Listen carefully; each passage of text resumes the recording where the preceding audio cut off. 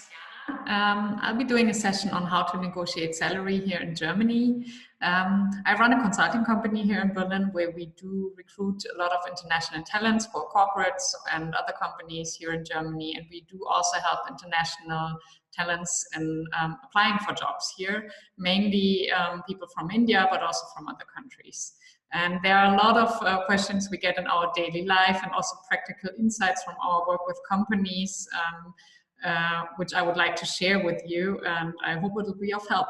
So let's start with the first question, which I get really often, and that's the question, do I actually have to state a salary expectation when I go for an interview, for instance, or when I hand in an application? So let's start with the application. For an application, it's not necessary to state a salary expectation, but sometimes it will be mentioned in the job post. So if it's asked for, you should definitely state a salary expectation.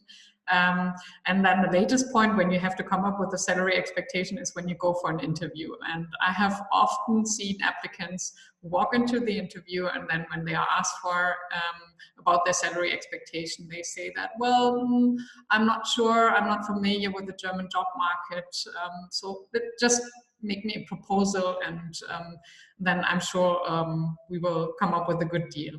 And I have to say that I really recommend you to do a proper research before walking into an interview and come up with a proposal yourself, because it's probably part of the whole application process and interview. Maybe the recruiter is trying to test you, trying to test your negotiation skills, and also trying to figure out how well prepared you are and how you judge yourself and your personal value.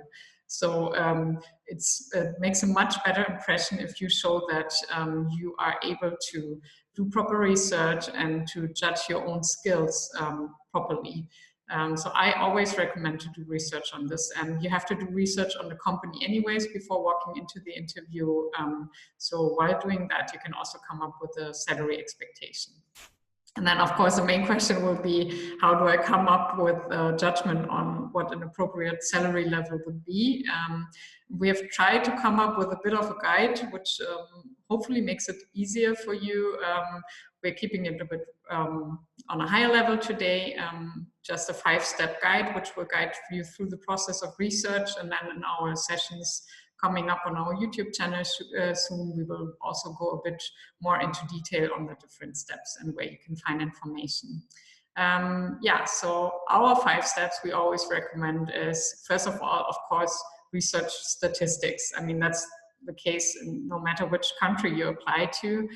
You will find statistics on what kind of salary or what kind of average salary people with, let's say, for instance, a master's degree and in software development earn with, let's say, 3 years of experience. So that you can find statistics on that online.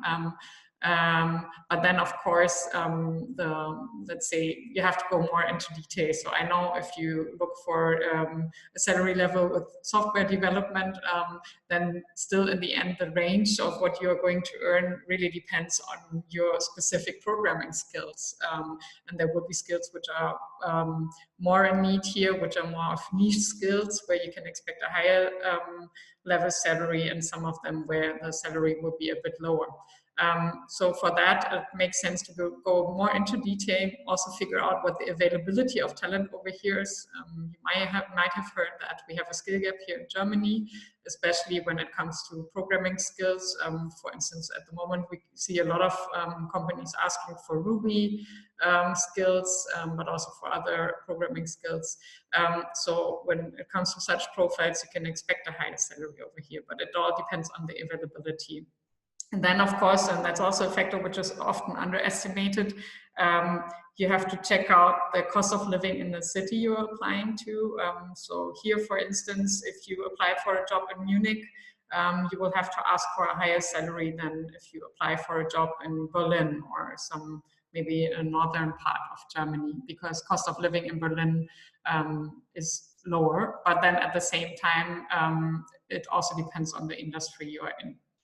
Yeah, so do your research, try to find statistics to come up with, let's say, with a broad range of salary you can ask for.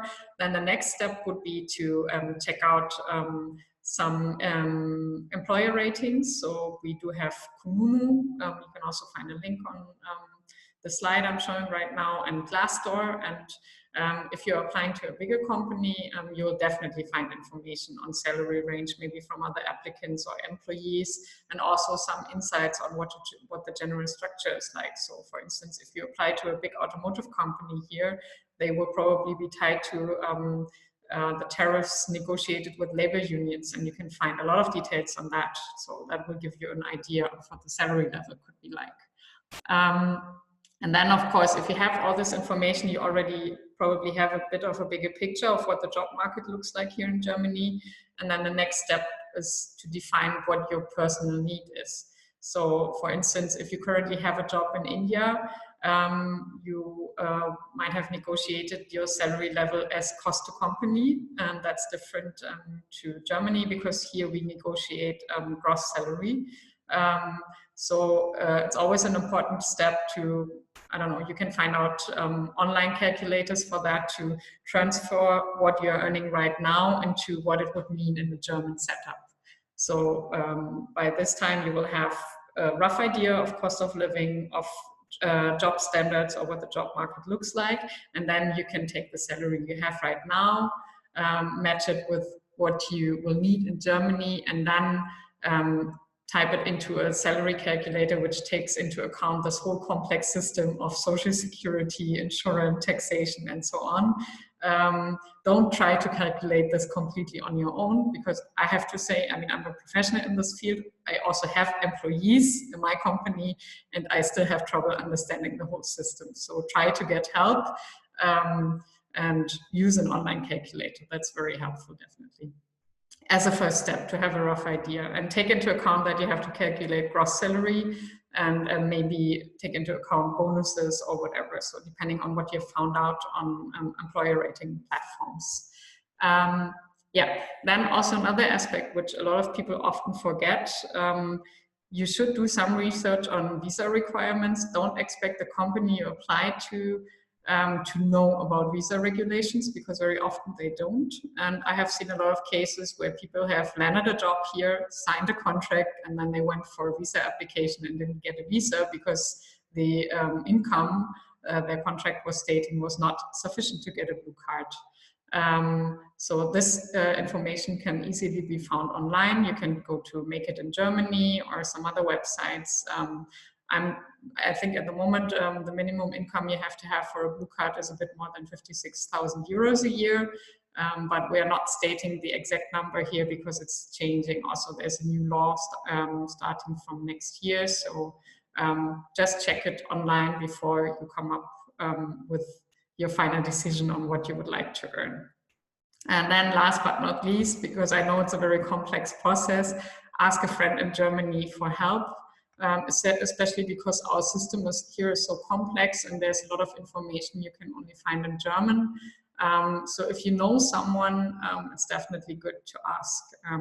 Apart from that, of course, I can always recommend you to follow our YouTube channel and other social media channels, Facebook or LinkedIn, or get in touch with us if you have questions. We also offer some workshops from time to time, or online counseling, where you can get answers on those questions, but we're also trying to provide a lot of information for free.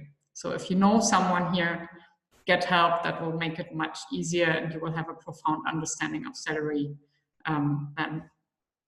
So that was it from my side, just the first questions. We will be coming up with more information on salary structure. As I mentioned, the system is very complex, so we will tell you a bit more about differences of insurance, health insurance, for instance, and social security. So we will try to cover those topics in the next sessions coming up. So yeah, thanks for following my session, and there will be more coming soon. Bye-bye.